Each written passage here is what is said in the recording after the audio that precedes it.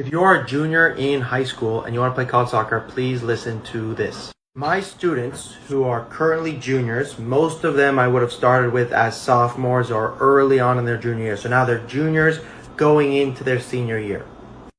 Approximately 80% of those students have received some type of offer from a school, and I would say 9% of our students have had phone calls. If you think you're good enough to play college soccer, you have the grades to play college soccer, and you have not had a phone call, that is a problem.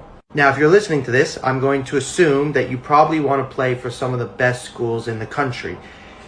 The top Division III academic schools are trying to be done with their classes by late August, okay? So the NESCACs, they're trying to be done by late August. Some of them will certainly go through November.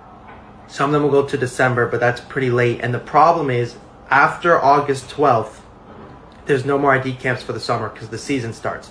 So the only way to get seen by another college team is going to be in November, or October, there'll be a camp or two. In November, a camp or two, and then December. But at that point, for the top schools, for the class of 24, they will be majority done. Now, in the past, I have students start with me their senior year, so their summer of junior year going into senior, or even their senior year, and it's still possible to get offers. We had many students get offers come December, come January, come February, even some in March. So it's not too late, but you do have to say to yourself, look, if I'm not getting the level of interest I want right now from my dream schools, and you still really want to play college soccer, you're going to need to adjust the types of schools you're reaching out to.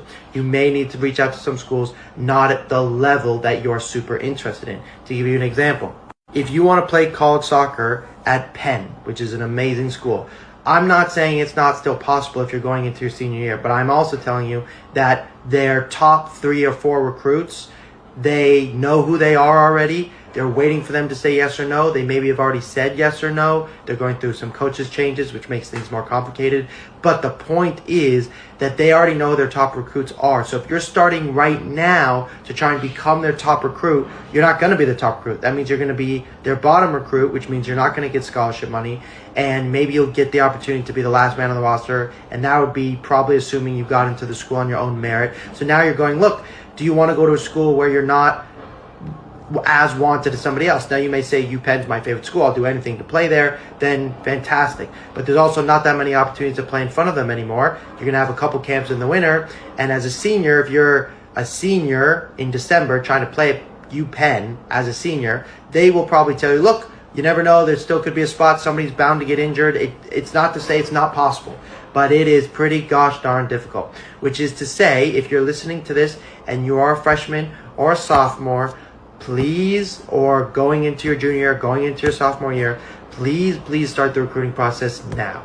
It will change everything for you if you just get it started and start scheduling phone calls and emails, because when it gets into your senior year, summer into your senior year, you want to be on the list already. You don't want to be trying to get on the list. It takes months, it can take years to get on their list, to get on their radar, to come to a surf game. Now, for those of you who are seniors, are going to be seniors, it is not too late for you. It is still possible, but you have to work extraordinarily quickly, and you are going to need to adjust your goals. So if you're not getting the feedback you want from your dream schools, you need to start now looking at plan Bs. Now, the good news is, as you get plan Bs, that's how you can actually get your plan As back into the picture. So let's just say UPenn is your top choice. You've emailed them, you've even gone to an ID camp, and they're not responding to you. If you keep doing that, and you do that for 5 other schools like UPenn, you're going to end up with no college soccer team, and you're not going to get to play college soccer, which is okay. But the goal here, of course, is to play college soccer, where if instead you start then to look at some Division IIIs with your academic standards, and maybe some Division IIs, probably if you're looking at Penn, you're going to be looking at the top academic Division IIIs, it will be incredibly more helpful to you. The other thing that's going to start happening, which makes it complicated, is you have to start applying to schools, and you will have to start applying to schools before you know if you get into the school, and that makes things a little bit spicier.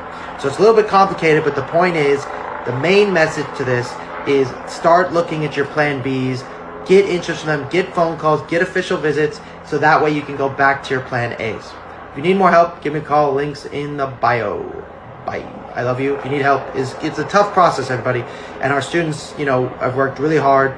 We're very limited, and we don't take on very many types of students because we want to make sure we can help the ones that we work with. So, call me if you want help.